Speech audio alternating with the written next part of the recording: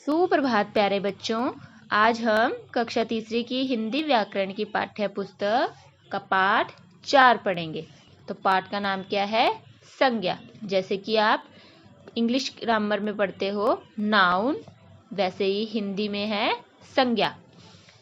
देखिए इसकी डेफिनेशन, परिभाषा। किसी प्राणी, वस्तु, स्थान तथा भाव के नाम को संज्ञा कहते हैं। किसे कहते हैं? संज्ञा। प्राणी, वस्तु, स्थान तथा भाव के नाम को संज्ञा कहते हैं। प्राणी जैसे कि हम हैं, जैसे कि हमारा नाम है, जैसे कि श्री राम, सूरदास, ऐसे यह क्या है? प्राणी। वस्तु क्या होती है? जैसे कि कुर्सी, मेज, किताब, यह होती है वस्तु। और स्थान क्या होता है? स्थान जैसे कि दिल्ली, आगरा, ये क्या होते हैं? स्थान।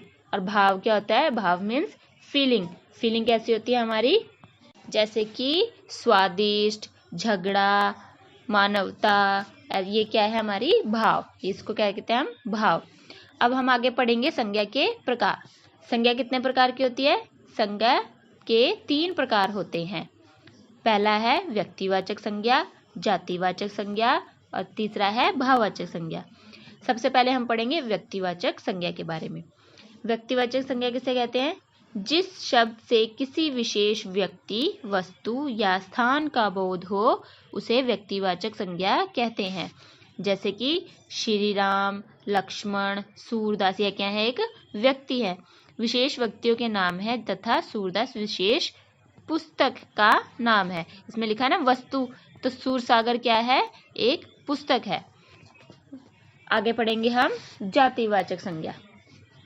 जातिवाचक संज्ञा की परिभाषा, जिन शब्दों से प्राणियों, वस्तुओं, स्थानों आदि की जाति का बोध हो उन्हें जातिवाचक संज्ञा कहते हैं।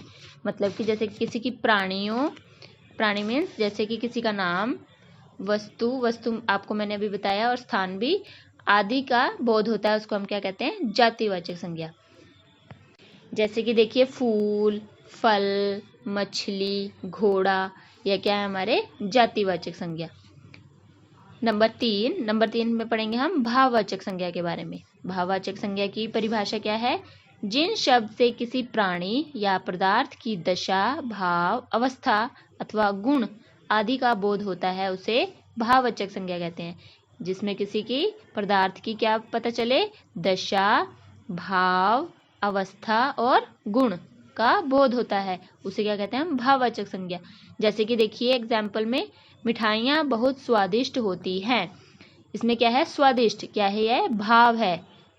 और दूसरे में देखिए झगड़ा मत करो, झगड़ा क्या है? यह भी एक भाव है, अवस्था है, तो हम इसे क्या कहेंगे? भाववाचक संज्ञा। अब हम पढ़ेंगे आगे भाववाचक संज्ञाओं की रचना।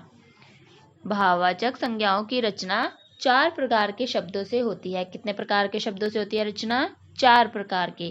पहला है जातिवाचक संज्ञा से, दूसरा है सर्वनाम से, तीसरा है विशेषण से और चौथा क्या है? क्रिया से। यह क्या है रचना? यह क्या है? भाववाचक संज्ञाओं की रचना के 4 प्रकार। तो पहला हम देखेंगे जातिवाचक संज्ञा से। जातिवाचक संज्ञा से कैसे करेंगे? जैसे कि लड़का, तो इसका भाववाचक संज्ञा क्या बनेगी? लड़कपन। जातिवाचक में जैसे कि मानव, मानव का क्या बनेगा? मानवता।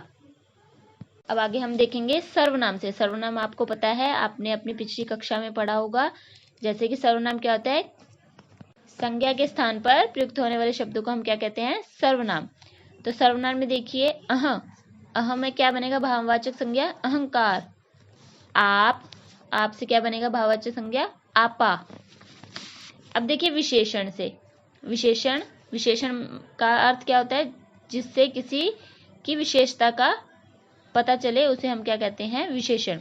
जैसे कि अच्छा से क्या बनेगा? भाववाचक संज्ञा अच्छाई। भला, भलाई। अब हम करेंगे क्रिया से।